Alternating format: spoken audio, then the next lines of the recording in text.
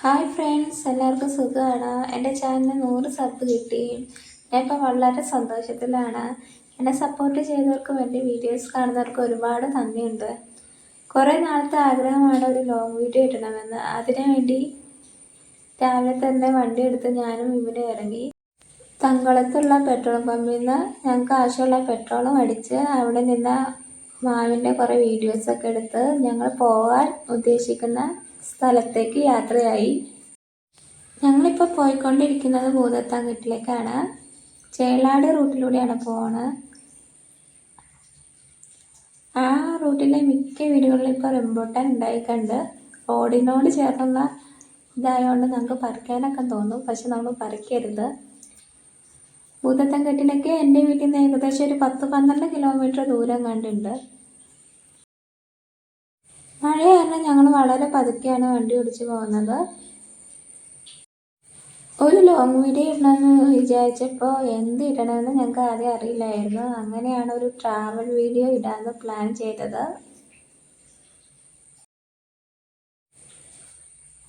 ഏകദേശം ഞങ്ങളവിടെ എത്താറായിട്ടുണ്ട്.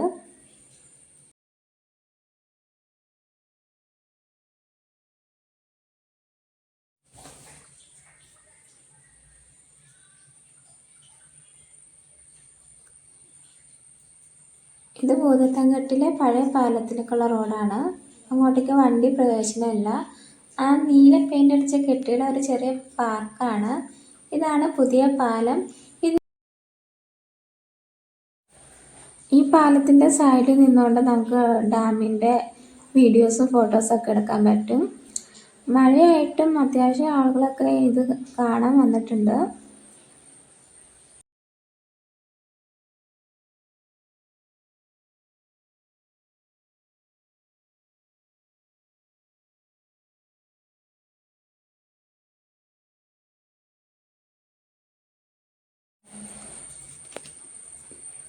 പുഴയുടെ സൈഡിൽ നിന്നുകൊണ്ട് കുറച്ച് ചേട്ടന്മാരൊക്കെ വല എറിഞ്ഞ് അവിടെ നിന്ന് മീൻ പിടിക്കുന്നുണ്ട്. വെള്ളത്തിന് നല്ല ശക്തമായിട്ടുള്ള ഒഴുക്ക.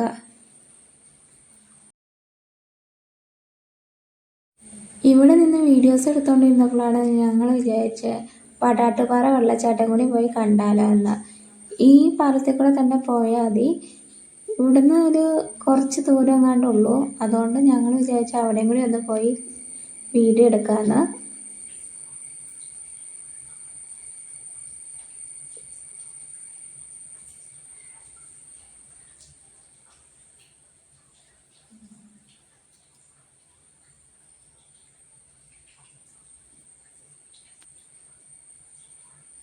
നമ്മൾ ഈ റോഡിൽ കൂടെയാണ് പോകുന്നത്. ഈ റോഡെന്ന് പറയുമ്പോൾ ഒരു ഫോറസ്റ്റിൻ്റെ ഉള്ളിൽ കൂടെയുള്ള റോഡാണ്. ഞങ്ങൾ പോയപ്പോൾ അധികം വണ്ടിയൊന്നും അതിൽ കൂടെ വന്നിട്ടുണ്ടായിരുന്നില്ല. 1-2 വണ്ടിയൊക്കെയാണ് ഉണ്ടായിരുന്നത്. നമ്മൾ ഒറ്റയ്ക്ക് പോകുമ്പോൾ നല്ലൊരു പ്രത്യേക ഒരു ഫീലാണ് ഇതിൽ കൂടെ പോകാൻ. ഭയങ്കര സൈലൻ്റായിട്ടും ചുറ്റും മരങ്ങളൊക്കെ നിന്നുകൊണ്ട് ഒരു പ്രത്യേക ഭംഗിയുണ്ട് ഈ റോഡിൽ കൂടെ പോകുമ്പോൾ.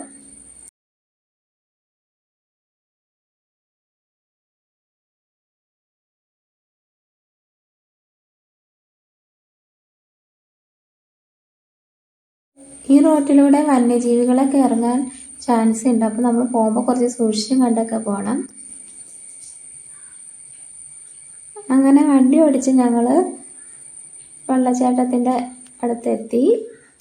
മഴ പെയ്തായിരുന്നു, അത്യാവശ്യം മഞ്ഞൊക്കെ ഇറങ്ങിയിട്ടുണ്ട്. ഞങ്ങൾ വന്നപ്പോൾ അവിടെ ഒരുപാട് പേര് വിസിറ്റിന് വേണ്ടി ഇവിടെ വന്നിട്ടുണ്ട്. അത് ഫാമിലിയൊക്കെ ആയിട്ടാണ് വന്നത്.